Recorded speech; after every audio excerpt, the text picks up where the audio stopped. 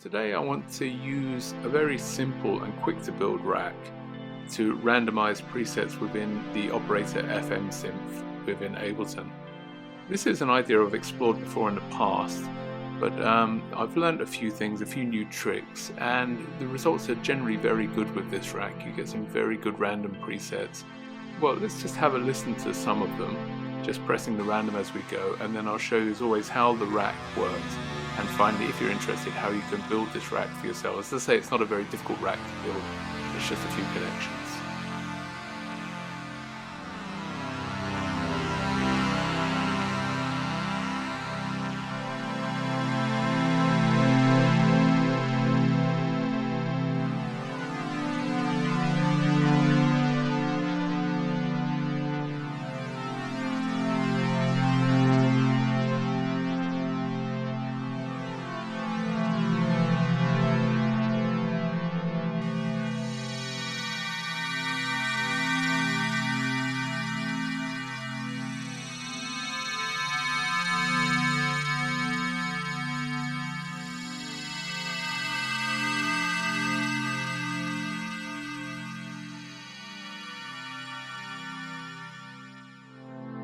Yeah, so the rack is actually very simple.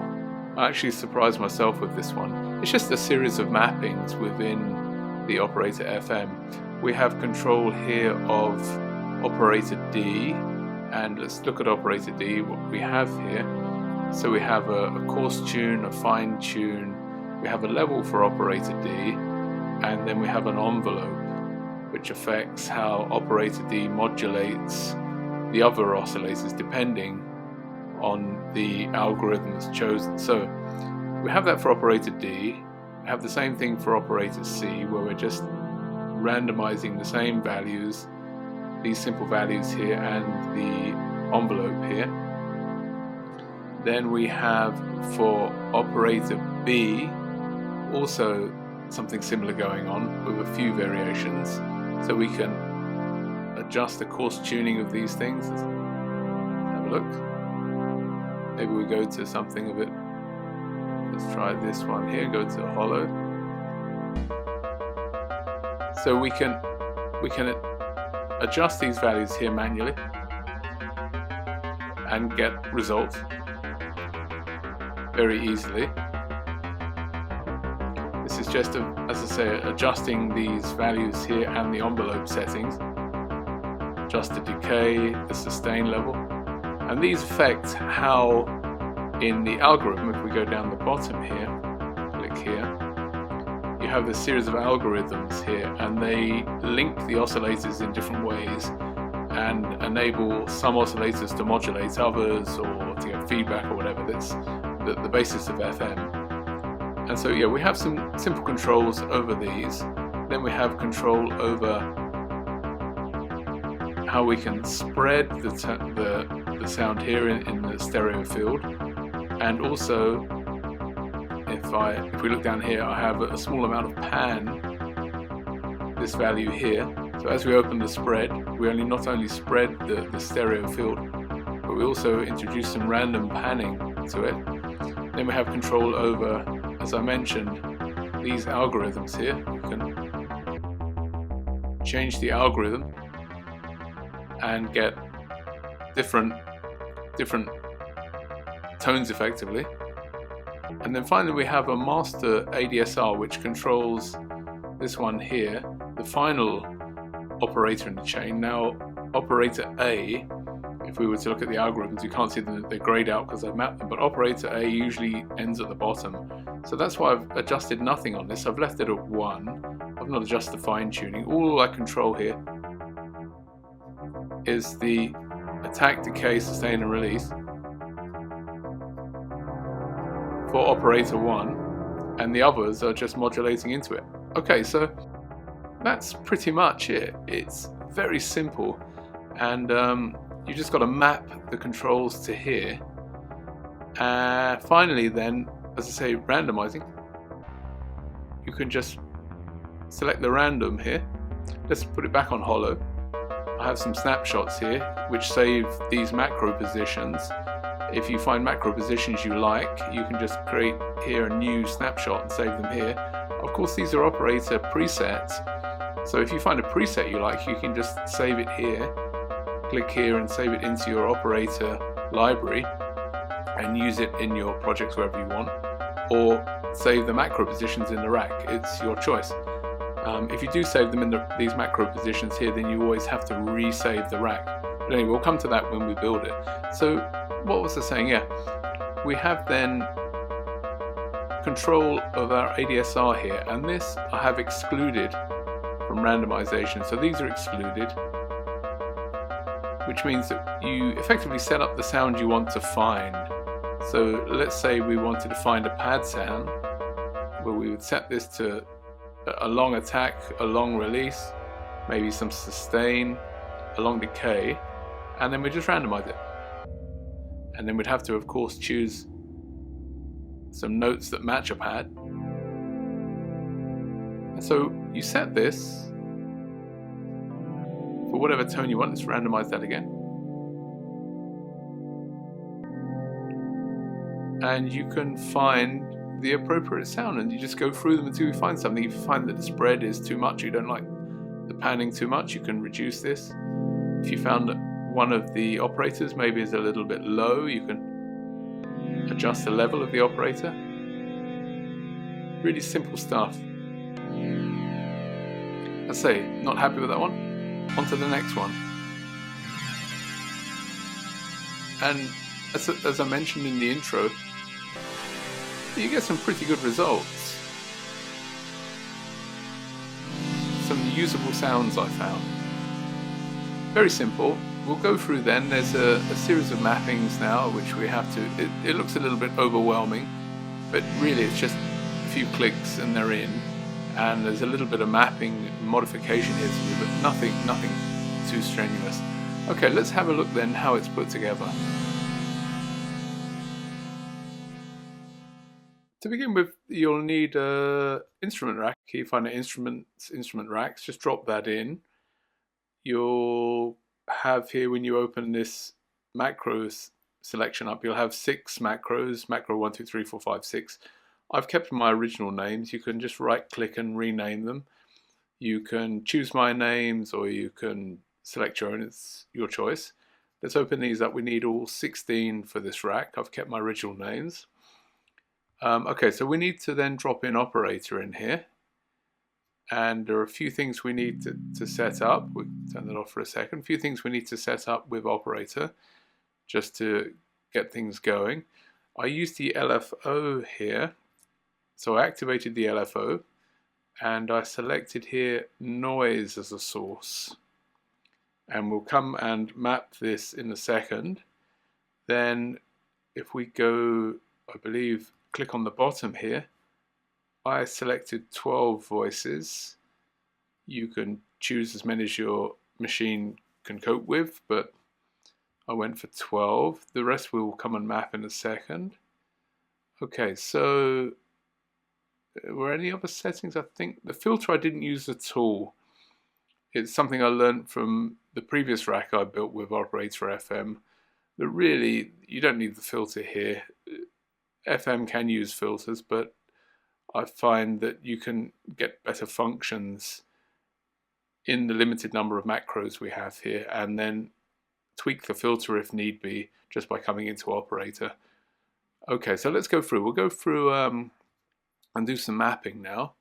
So we'll just open this up here, and we'll start with the course here for operator number 1, or operator D, sorry. Operator D, we'll map that here. The decay we can find here. The sustain here. Operator D level we find here.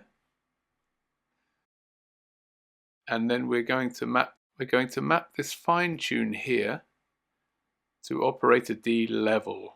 So I've had to use a little bit of dual mapping on some of these, and when we set up the macros, I'll put some screenshots up after we've done the mapping, and you can punch in all the values here, and once you get them punched in correctly it should work.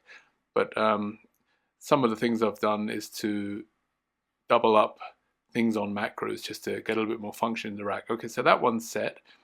Now we can go on to the next, which is operator C here, and we'll map the course here, the decay, again, this one here, here, the sustain, here, have that here, and then operator C level, which is this value here, and then the fine tune here, I also map this to the level of operator C. So we'll map that there. Let's do operator B now. So the course tune is here, the level is here, and now because I didn't have enough macros, I've had to double up some of the functions here. And what I did was I used the ADSR here, so we can go and map the decay here to the decay on the ADSR, the sustain as well, and we'll do the release as well. That one there we'll map here. And actually, while we're at it, we'll just go back through these very quickly to see, because we also have the release here mapped to the release here, and then finally on D we have the release also. I should have done this before, have that also mapped here. Okay, so let's go back to B now. I mapped the fine tune here again to the level here. So that was mapped there. So then we'll come back. There's a few more things we need to map here, but I'll just do the simple stuff first. We have the algorithm here. Just click on this box here. We can map that to the algo. We can also map this pan rand, this box here. We can map that to the spread here. And then we have the spread, which is this control here. We map that to the spread here. Now we can pop back to the LFO, and we have to click just in the corner here to make sure that you're in the right area, and then we'll map some things here. The attack time for the LFO, this one here, I also mapped here. The decay time, this one, I also mapped here to the decay. The sustain here, I also mapped here. And finally the release, that is also mapped here. Okay, so we can come out of this now and go back to, we'll go down to operator A at the bottom, and we're going to map here this wave shape. We'll also map to the algo function here. So that means we get random wave shapes here on A. Then if we go to operator C now, we can map the feedback here to the algo as well. And then operator D will also take the feedback here and map that to our algo. So that's all mapped. This one's complete. Okay, so let's go back to operator A now. Click down the bottom here, and we will map here the attack to A here, the decay to D, the sustain here to the S, and the release here to the R here. So that's also mapped as well. Oh, and there's one more we need to map actually here from the LFO. This is the amount here. So we will map that to operator B level. Where are you? Here. So this one here. So I've mapped that here to the LFO. The LFO amount global is mapped to op B level. Then we've got some other attack times here which we need to map. So we'll just go into C, and we're going to map this one here.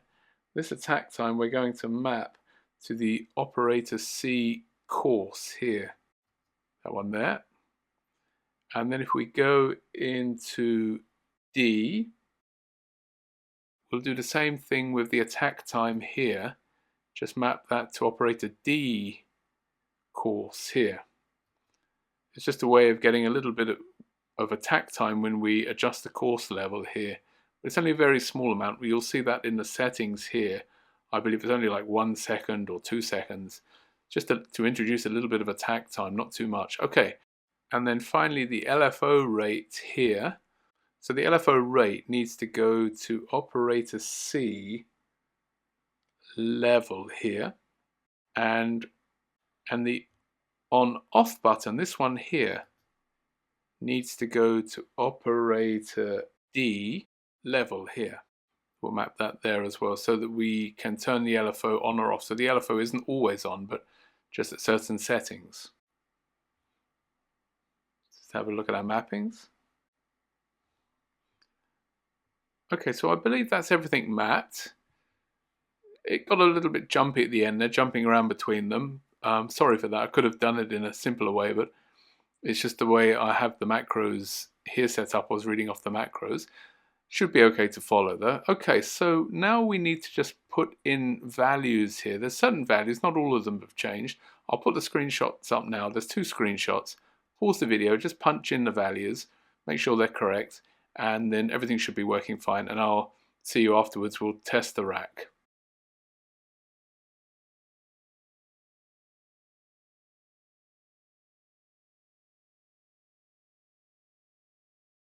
Okay, so just a few notes then on what's gone on here. Some values I've reduced here, the random panorama.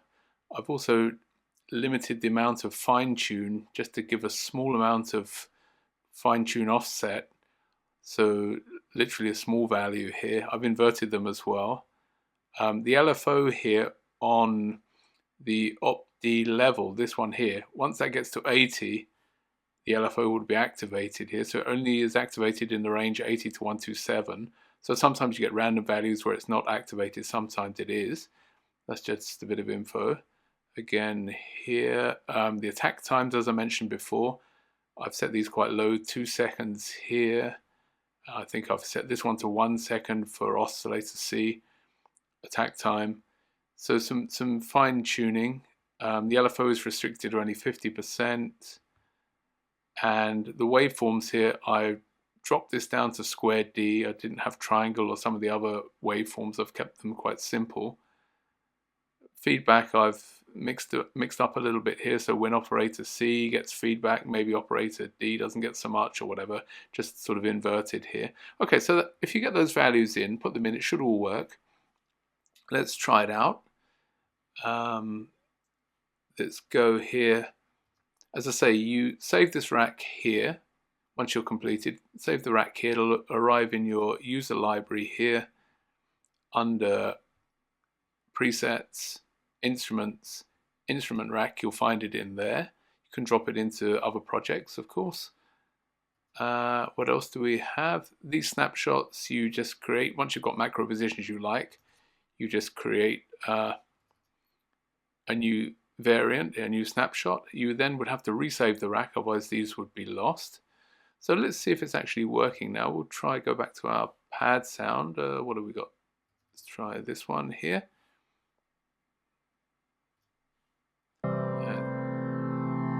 See if we have any sound.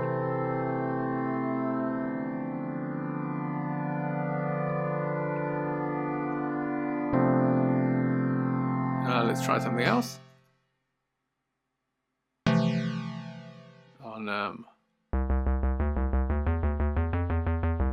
Let's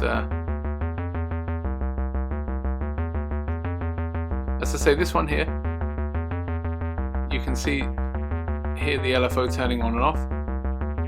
Adds a little bit of variation, random variation.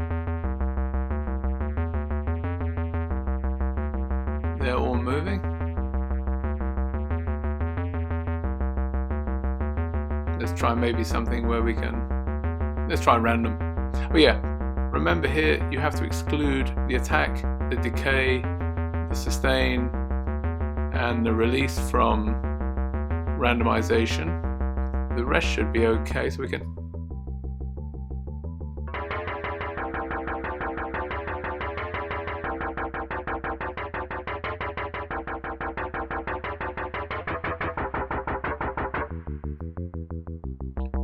lots to be discovered. Let's go here. Go back to our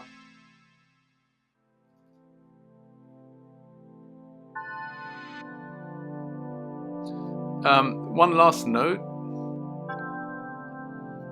This one here, I find that being able to randomize this wave shape here is really quite nice.